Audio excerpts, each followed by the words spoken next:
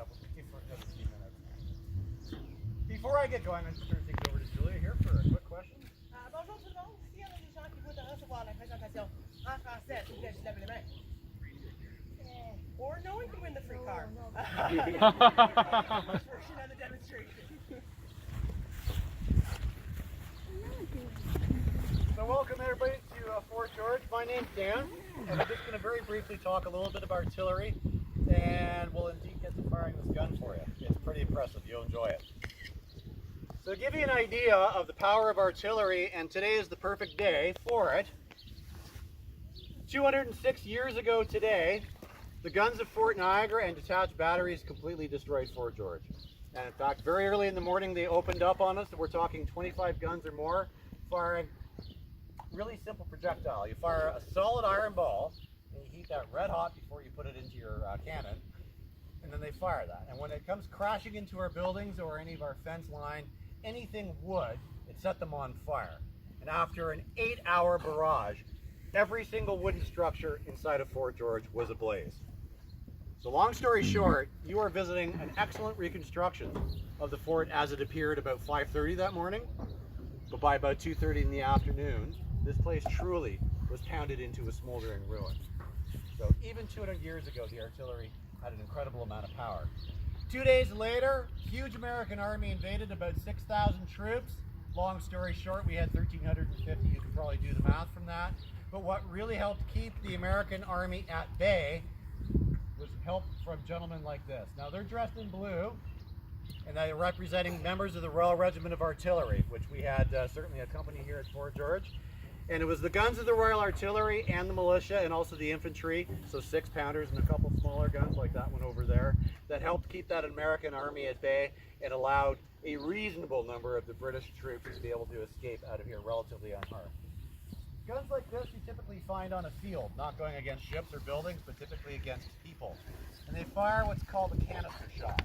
Literally a tin can filled with iron balls. And as you fire that, those iron balls spread out. And I won't get into the gory details of that, but it certainly wreaks absolute havoc upon approaching lines of infantry.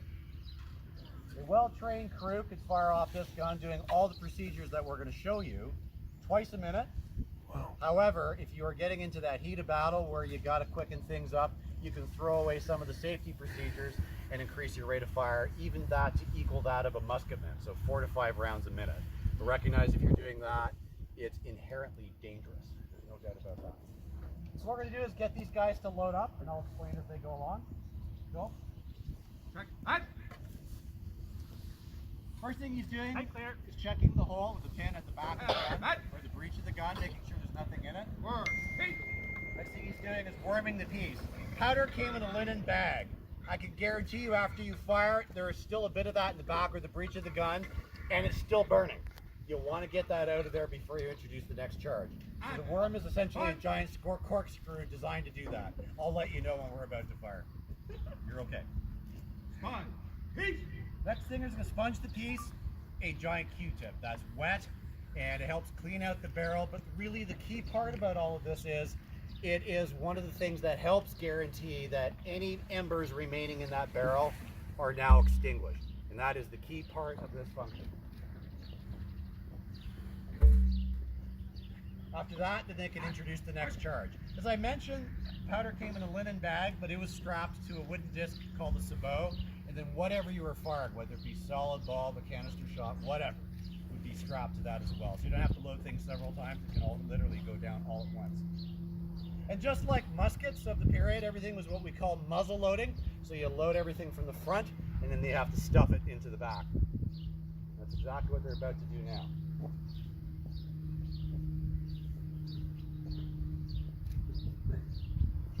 We just introduced the charge. Last thing to do is to ram that cartridge down.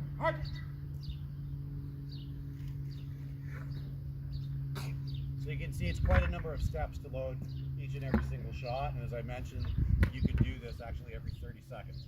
So the absolute last thing is to then insert a fuse. So he's putting that pin, or we call it a vent prick, he's piercing a hole into that sack, that linen bag. Now he's exposed powder, and from there he inserts a fuse, which could be a tin tube or a feather quill that has a solid mixture of gunpowder on the inside of it. Once he inserts that, you're ready to go.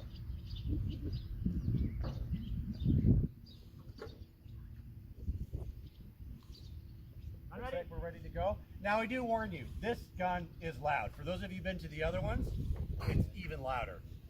It's got to say prepare to fire. I suggest that you do plug your ear. Fire!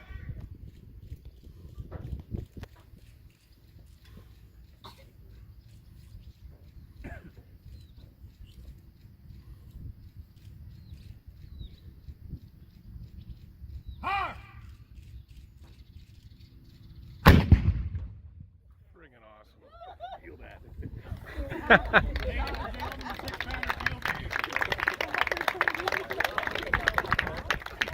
When the smoke clears. Note the smoke. That's one gun. Can you imagine an artillery battery going off, or thousands, or even in the European theater, tens of thousands of muskets? You'd be really hard pressed to actually see your enemy. It's such, I know we think from the 21st century, us standing out on a battlefield with something like this is madness, and it is. But literally, I'm wearing my identification friend from foe on me. You can barely see in front of you. Having sometimes that very bright distinctive uniforms lets you know who's in front of you. Is that friend or is it a foe? It's a very simple technology and it works.